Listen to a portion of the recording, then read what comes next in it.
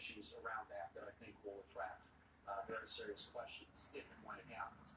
Congress, by the way, approved the gift to the Statue of Liberty. Anyway, Republicans have yet to reach, as you saw, a consensus on Donald Trump's plans to accept a $400 million jet as a gift from Qatar. But Democrats sure know what to call it: corruption.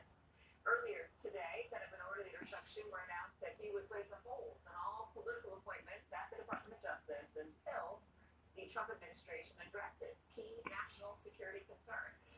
Joining us now, Senate Minority Leader Chuck Schumer. So as we understand it, Mr. Leader, there are 3 political nominees on the calendar. What positions are these? One of them is a very important position. It's head of national security in the Justice Department. They're in charge of vetting people. And there are many positions. There are 3 right on the calendar, but there are many more in the pipeline and many vacancies. And I am putting a hold on every political appointment to the Justice Department until these very serious issues of bribery, of emolument, and of national security are answered. I don't mean to sound cheeky, but do you think the Trump administration will care? Won't they just appoint someone into an interim position?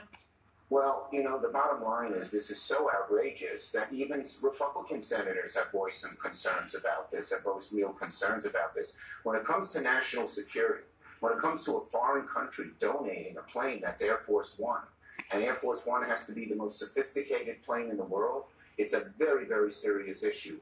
And I would believe that if anyone in the Trump administration cares about national security, they'll tell Trump to drop it, to not take the gift.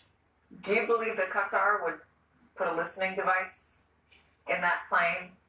On something like this, you know, Katie, on something like this, you can't trust anybody. We go over, Air Force One is the most secure place around. This would be absurd to allow a foreign country. They could place listening devices in everything.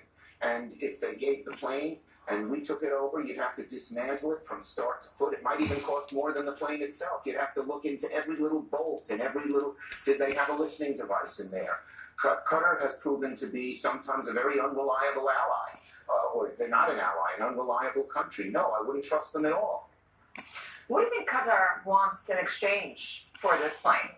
Well, that's one of the things we want to find out. The bottom line is one of the issues out there is FARA, the act that says that foreign agents have to register. Who are the Qatari agents? What have they been doing? What have they been asking? What kind of relationships do they have with the president or people with in the White House? So these are all a whole bunch of very, very serious questions. And it is appalling. It's naked corruption.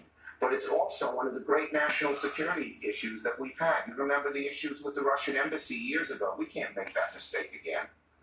There's also right now a big discussion in Congress about Donald Trump's budget, what he calls his big, beautiful bill. You know, Republicans are talking about cutting Medicaid. Do you think that if they do that, that gives Democrats something to work with? Right now, Democrats have arguably had a hard time finding their voice on pushing back against Donald Trump. Look, we are united, House and Senate, Democrats throughout the country, in letting the American people know, and the American people are feeling it.